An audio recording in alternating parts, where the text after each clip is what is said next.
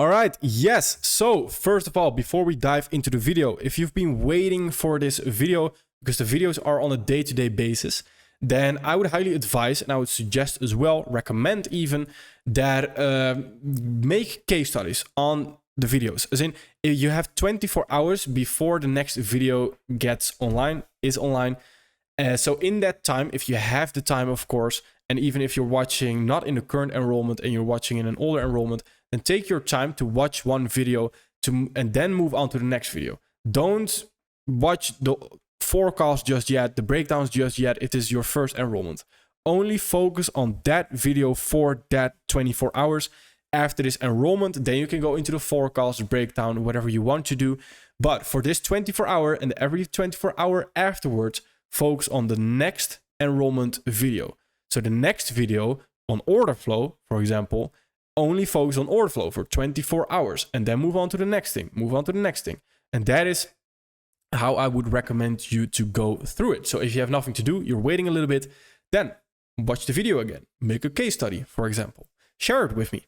That is how I would go about it, and that is very important. So next thing is, let's dive into the video. So in the previous video, we touched on PD arrays. Again, premium and discount arrays. Why did we touch on the PD arrays? It's because the PD arrays, they are everything. As in, they create the story of price action. Without PD arrays, we don't know where to start. We have nowhere to start really without PD arrays. So the PD arrays create also the foundational levels. The foundational levels are, again, in the top right, we can see bias, narrative, boundary, target, entry pattern, and the risk management. So the PD arrays, they create everything. Now, what is the next thing that we need to understand is we're going to build onto that ID with fair value gaps. Because as discussed in the previous video as well, is that the PD arrays are nothing without fair value gaps. So it's almost like fair value gaps are the superior PD array. Because an order block is not high probability without a fair value gap. A mitigation block is not a mitigation block without a fair value gap. So everything relies on fair value gaps. They are the basis, they are the foundation of the market movements itself. And also the reason why they are so important, the fair value gaps, because if you know me, and you've already seen on YouTube a little bit maybe, then you know fair value gaps are the most important PD array to me by a mile. They are extremely important to me. And the reason for that is because they tell you every foundational level. They tell you the full story in itself already without needing the other PD arrays. They tell you a bias, a narrative, a boundary, a target, an entry pattern, and a risk management approach. So then why did I go over the other PD arrays in the first place? Because the other PD arrays allow you to have more accuracy. So fair value gaps in itself without the other PD arrays again can be used, but the other PD arrays can't be used without fair value gaps. So that is why the fair value gaps are the most important to me. But the other PD arrays allow us to have more accuracy to know which high is getting swept, which low is getting swept, to know which high is acting as a support level, which high is acting as a resistance level, where can we go higher from, which high is getting respected, etc. All those things to have more accuracy overall, because that is what we want, of course. That is very important. Now, the next part is if we want to understand fair value gaps, then we need to understand the why as well a little bit. Now, I need to define everything currently. So if it's a little bit boring and you already know it, then bear with me, because this is extremely important to understand first fully before we can dive into the very advanced stuff. So a fair value gap is intention. Why is that? Because we understand, with theory that we use, is we understand that there's a bigger player in the game. As in, there's a bigger player with a lot more volume, a lot bigger lot sizes than us that are moving the market. So when they are moving the market right there, a fair value gap is being created. So when the big player wants to actually move the market and wants to buy something, in order for them to buy, they are leaving behind that volatility. They are leaving behind that intention. So they are leaving behind a footprint, a clue in the market of where the market wants to go towards. And that creates a fair value gap. So they have so much volume, so much size that they can't do it without leaving behind traces. That is important. And that creates an imbalance in the market. And with an imbalance, that I mean not imbalance, I mean an imbalance right there. So that imbalance right there, of course, needs to be balanced, which again, another word for imbalance is just, again, that fair value gap. Another word for fair value gap is imbalance. So when we leave behind a fair value gap, we need to offer fair value. When we leave behind that imbalance, we need to balance it again. It's the same thing. It's the same exact thing that I'm talking about right there. So understanding that, then we can also understand, all right, since they are leaving behind traces, they are the bigger player, they are moving the market, then that means that the thing they want, where they want to move towards, is what's going to happen. So that means that is the intention of the market. That is the direction of the market, which leads us to the bias, which we're going to touch on.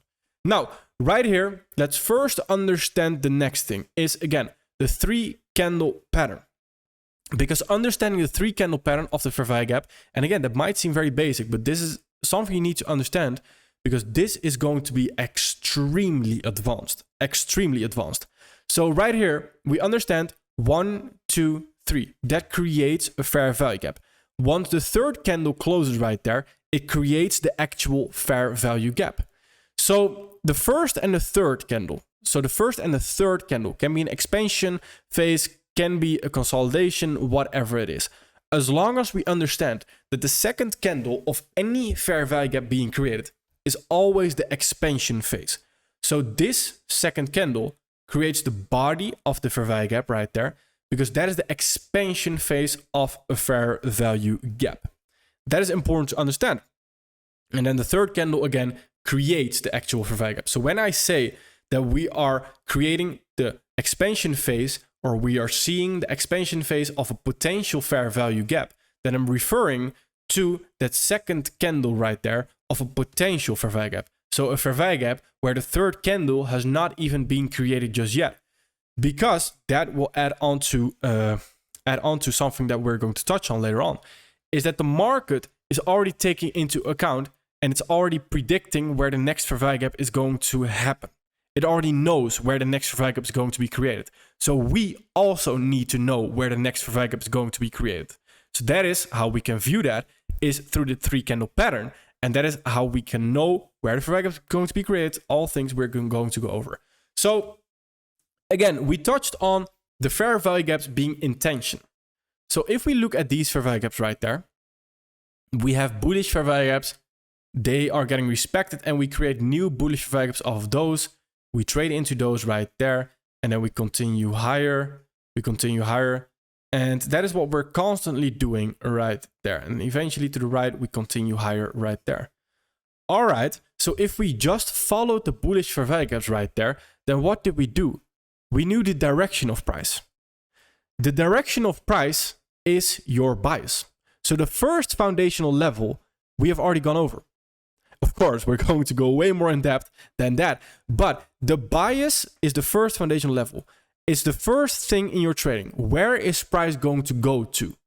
How can you know where it's going to go to? By just fair value gaps. Now, how can you exactly know that? Of course, everything we're going to touch on. But bias equals direction. Direction of market equals price, equals bias, sorry.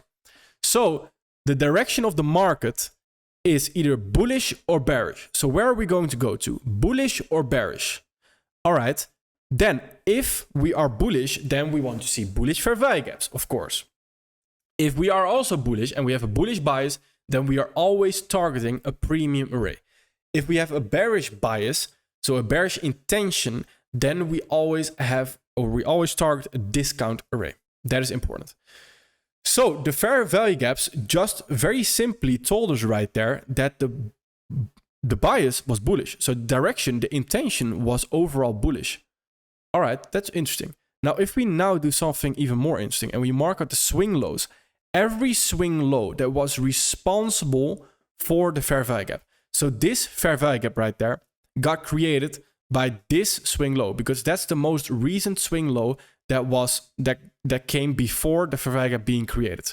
So this fair value gap got created by this swing low right there, because that swing low came before the fair value gap was created.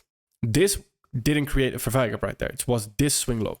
Now, every swing low, pay attention, because every swing low right there did what? It got respected. Every swing low that created the fair value gap got respected. As in, it did not get traded below. It got respected, and we followed through higher with a new fair value gap being created. That is interesting. What have we just done? You now understand bias and narrative, because we have just gone over bias and narrative. Now, that's not the only thing you'll see of bias and narrative, because the full analyst week is about bias and narrative. But this is the first step to understanding bias and narrative. Because right now, the bias, the intention of price, was shown by the fair value gaps higher. And then we also had narrative, with narrative being, if we are going higher, where are we likely going higher from? So narrative equals the PD array that will allow price to move into the established bias. So in other words, to make that a little bit easier, if you have a bullish bias, then the narrative will be the discount array that will push price higher. So how will we deliver there? That's the narrative. So a bullish bias right here, and then we have a narrative. The narrative can be the fair value gap right there that will push price higher. As long as we understand, we have, or if we understand and we think right here, well, we have a lot of fair value gaps right there. Yes, that is correct. So where are we going higher from? Well, we have so much fair value gaps. What do we choose from? Well, by showing you that the swing lows are protected when they have a fair value gap higher, that shows you that you already filtered right now, that in this leg, you already have a limited choice right there. You have this fair value gap or that fair value gap. And this fair value gap, and why did I choose that fair value gap? There's a very specific choice for that, which we'll go over in a few minutes, so don't worry. But this already filtered out a lot right there, which then creates your narrative. So if we are going higher right there in this leg, then where are we going higher from? Your only choice right there is almost that fair value gap. It's almost your only choice. So then it becomes very easy because you understand that this swing low created that fair value gap. So this swing low will not get disrespected, as in it will not get traded below to then continue higher because it has a fair value gap in a leg, which we can very nicely see right here, because this low did not create a new fair value gap higher. So this low is then what? Is a target. This is now the discount rate that we want to continue higher from, this low right there. And that is, again, that narrative. So then we have the bias, the direction, and we have the narrative. Where are we going higher from? Where are we going lower from? How are we going to get? How are we going to deliver towards that bias? That is important. Now, I can probably hear you think as well, and it's a great question right here, that we also have bearish fair value gaps. So if you talk about intention and direction, and we have bearish fair value gaps, then why did you not look at them? Because that showed you that we wanted to continue bearish, right? Because that's clearly bearish intention right there. And you are correct, that is indeed bearish intention.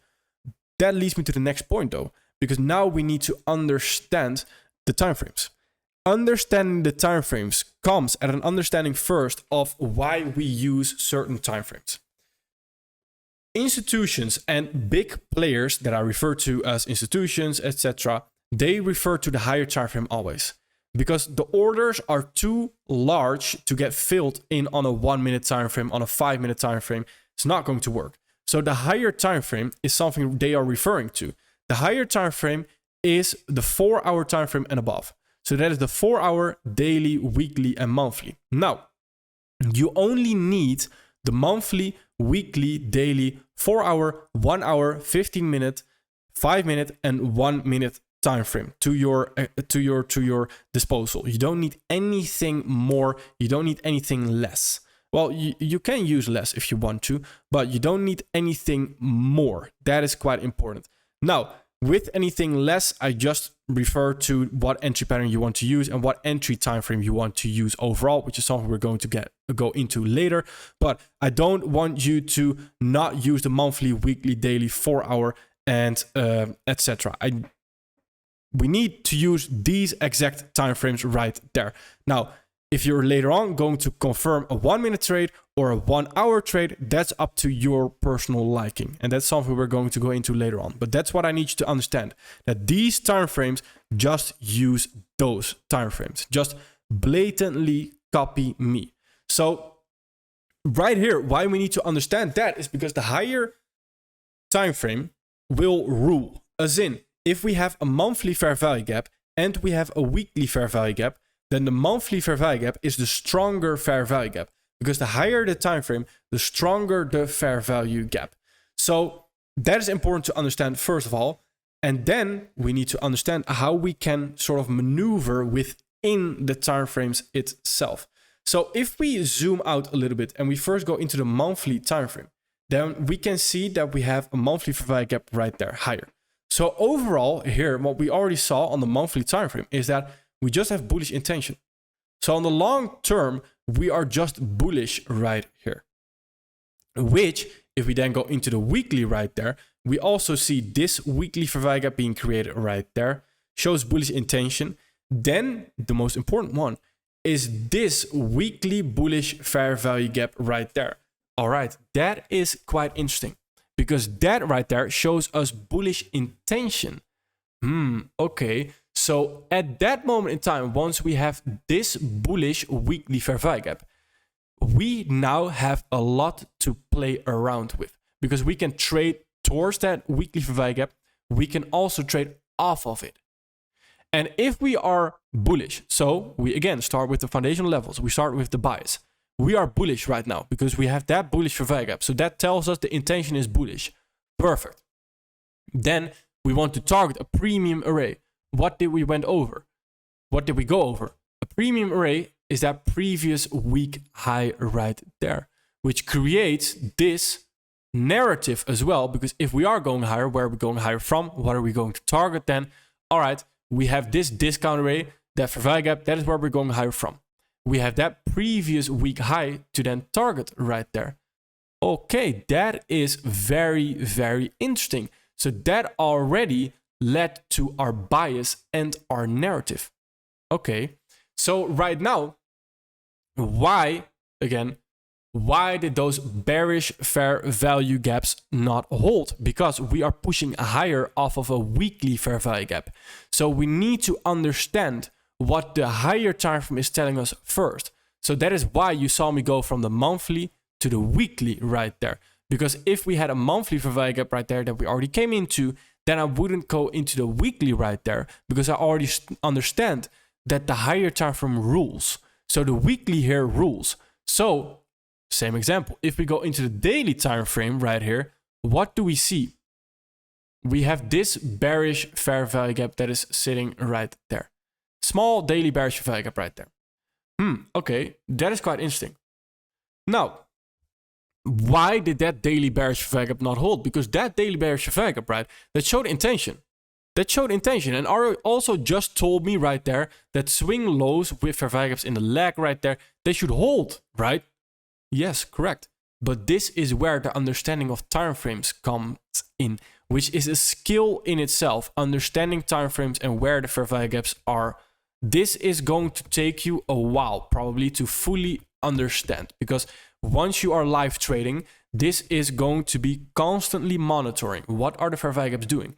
And again, understanding the monthly is not that hard, because a monthly fair value gap gets created in what time? In 3 months time. 3 months to create one fair value gap on the monthly time frame. And you're telling me that you don't have the time to look at the monthly constantly to monitor that. You only need 1 minute right there. You only need 1 minute. And I don't, when I refer to that is, I've heard people say in the past that, do you really need the monthly, etc. to trade the 1 minute? And yes, you do need it. You do need it because you need to be aware of it overall. And the only excuse that I see to not use the monthly is just being lazy. Because if you can't find 5 minutes in those 3 months time to figure out that there's a monthly fair value gap being created, then what are you doing? That's just me. That's just being lazy, to be honest. But so that is why it's very important. Yes, you also need to take into account the monthly. Yes, you need to take into account the weekly. Yes, the daily. Yes, the 4 hour. Yes, the 1 hour. Yes, the 15 minutes. But it's all going to make sense. So don't worry. So right here, why did that daily fair value gap not hold? Because the weekly time frame right there, which is above the daily time frame because it's the higher time frame, so it's above the daily time frame, is the stronger one. So the higher the time frame, the stronger the time frame. So right here, this weekly fair value gap was a stronger magnet for price to come into, and it was also a stronger rocket, a stronger bounce pad to continue higher off of right there. Because this daily fair value gap, of course, is on the time frame below the weekly fair value gap. So this has less power. It has less rights, you could call it, in the marketplace right there. Which is also why these daily fair value gaps right there didn't get respected. Because they don't have much to say, because we have a weekly fair value gap just below it right there. So that is why we go over first the monthly, weekly, daily, 4 hour. Do you need to do that for every single trading day? It's also something we're going to touch on later on. Don't worry. So that is why we need to understand that. And this is also where it gets interesting, because so the next part is to understand that we have that 3 candle pattern, which we talked about. Because right here on this daily time frame, we can see 2 fair value gaps being created, where we have this fair value gap, the lower fair value gap right there, and we have the higher fair value gap. Can you see a difference in the third candle of the fair value gap?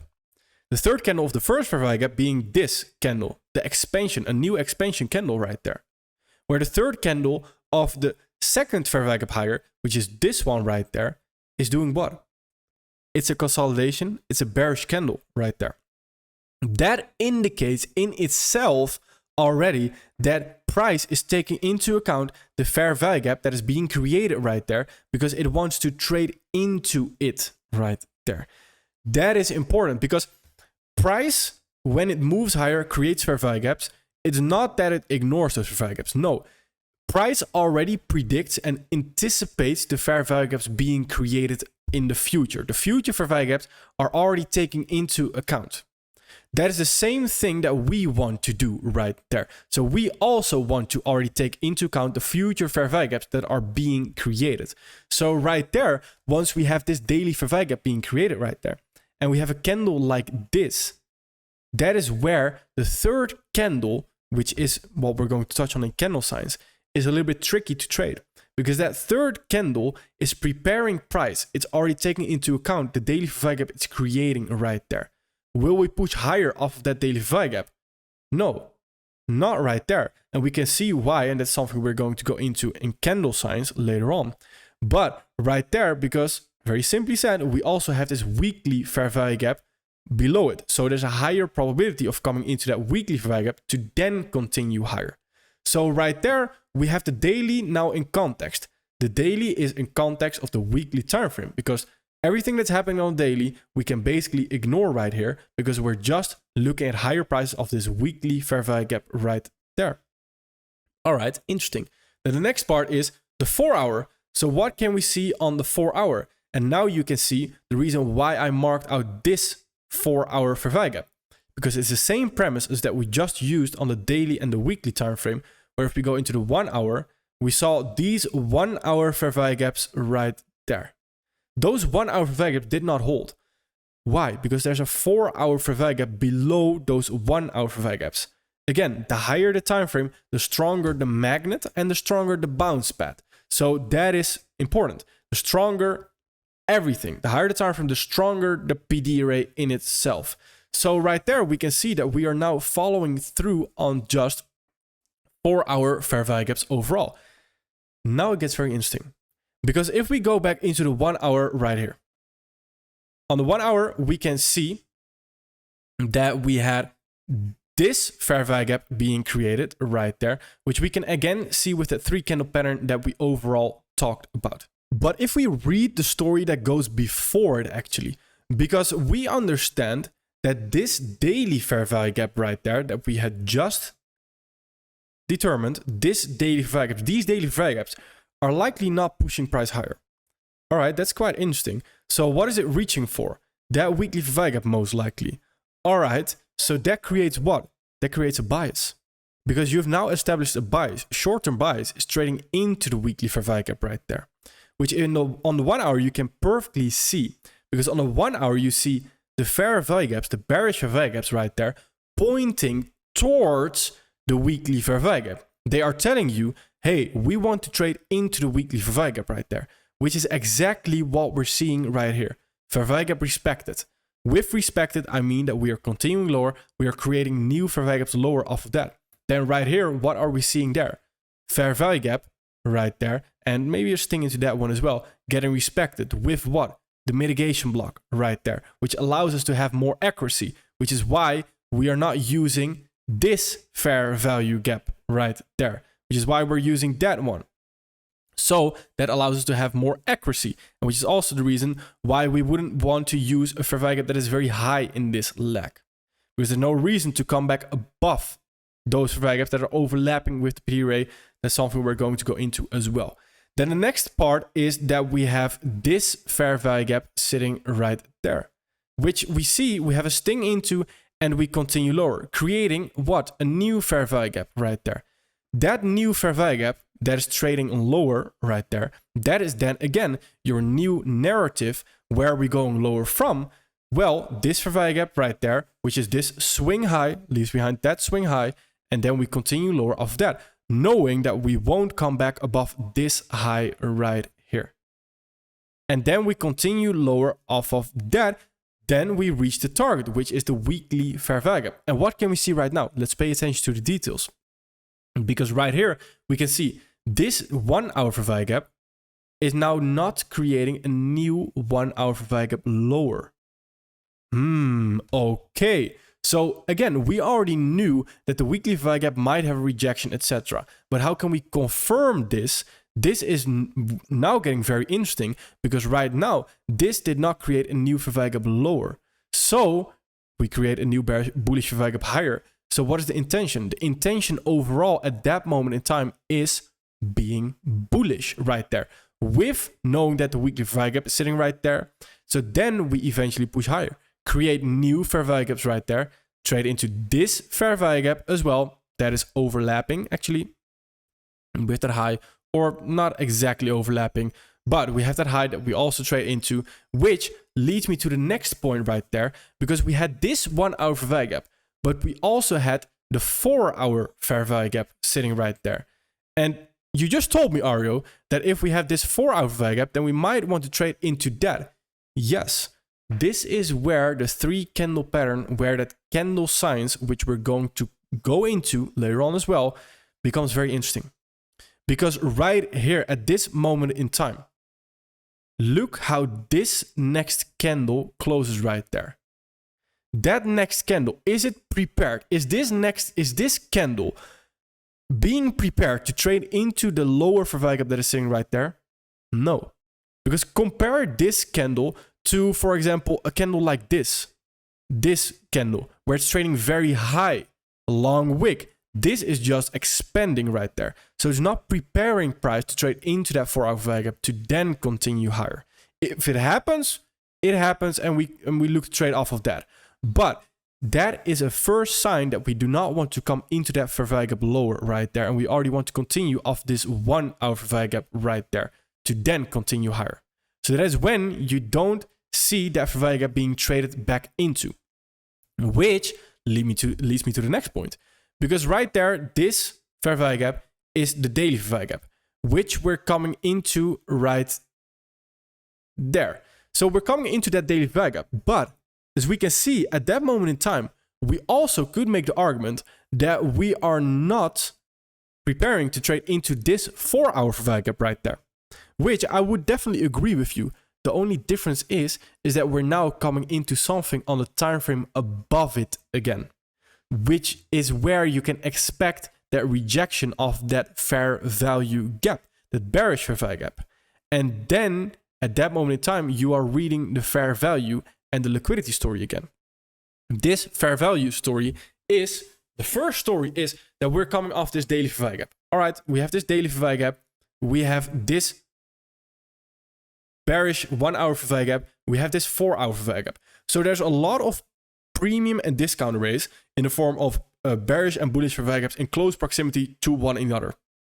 This is extremely 50-50 price action, because clearly there's not one in control. The only argument that we have right here is that we have this weekly fair value gap higher right there. So that weekly fair value gap is still the stronger one. So if anything, then the longs, the bullish price action is still more favorable, which we can now also see that we have the sting into the 1 hour fair value gap right there, which failed to create a new 1 hour fair value gap lower overall, which then led to coming into that daily fair value gap again right there. Coming into a daily fair value gap, coming into any fair value gap twice is not something I would want to see. Why is that? Because we understand the basics of fair value gaps, and the fair value gap itself is, again, fair value. As in, there's not fair value in the first fair value gap. So we only offered buy side in this bullish 4 hour fair value gap that is sitting right there. All right, and we know that. So now we are going to offer sell side in that. So once we offer sell side in that, there's no reason to come back into this 4 hour fair value gap right there. So the first time it came into that and it already expanded higher, tried to expand higher, it's already sort of being used up. So it's a discarded discount rate. So it's not a discount rate you would use a second time. Knowing that is that this daily fair value gap as well, coming into it a second time, coming into a third time right there, is not a fair value gap that we now want to use as a premium array anymore. And that is very important to understand a boundary and a context and narrative as well. Because this is not something you would want to trade off of, which also leads to it not being a premium array, which also leads to then, all right, that means that we don't really have anything to push price lower right there anymore. So if this is not getting respected, then clearly it is still having bullish intention. We create a new bullish fair value gap right there, and then we continue higher off of that. And that is how you read the fair value gaps, because this fair value gap has already been offered fair value. So what I mean, and when I refer to price is not pushing, is not creating a new fair value gap lower or higher, same example right here, this bearish fair value gap is not creating a bearish fair value gap lower off of that. So if it's not doing that, then it has already offered fair value, and we likely got a slow, some kind of rejection right there, potentially lower a little bit. But it already offered fair value. It doesn't have to offer fair value twice. That's not a thing. When an imbalance, the same as a fair value gap, when there's an imbalance, means there's an imbalance in a market which needs to get balanced. We can only balance it once. It doesn't need to be balanced 500 times. No, we balance it once. So if it doesn't continue after that balancing has been done, after that fair value has been given, then that indicates that we are now not, or that we are now continuing higher when this happens, and we are continuing higher, and that this daily fair value gap is not strong enough to push price lower. The 1 hour fair value gap is not strong enough to push price lower. That is exactly what we are seeing right there. So that is the fair value gaps right there, and the lack of fair value gaps being created are telling us what? They are telling us that exact story. They are telling us a story of where price wants to trade towards. This is a pretty overwhelming concept in itself on fair value gaps, but this is exactly why fair value gaps are so extremely strong. If you understand the timeframes and you work your way down the timeframes and you understand where the fair value gaps are, etc., then you know the bias and you know the narrative by just understanding fair value gaps. So that is exactly what I would love for you to do, is create a story. You can just hindsight backtest. So how do we go about hindsight backtesting? It's the same way I did this, basically. The same exact thing I did right here is I just, in hindsight, I went over price action and I saw and I studied what happened. What is happening right here? Which fair value gaps are getting respected? Why are they getting respected? What is overall happening in price action currently? And that is how you create that hindsight backtesting case study. And if you understand that, then the fair value gaps are becoming a lot clearer. And this is the foundation of everything. Because if you understand this, then now we can go into order flow, which is, again, the foundation of everything. It's I always call it my baby. It's my concept that I'm very proud of. I love it, and I'm very proud of that concept, of that order flow concept. So that is what we need to understand next, and that is the beauty of it. But we first need to understand the fair value gaps right here. So please create those case studies right there. And please then feel free to share them as well with me, of course. And then next video, we are going to dive into order flow, which will be a major step as well. All right, perfect. Thank you.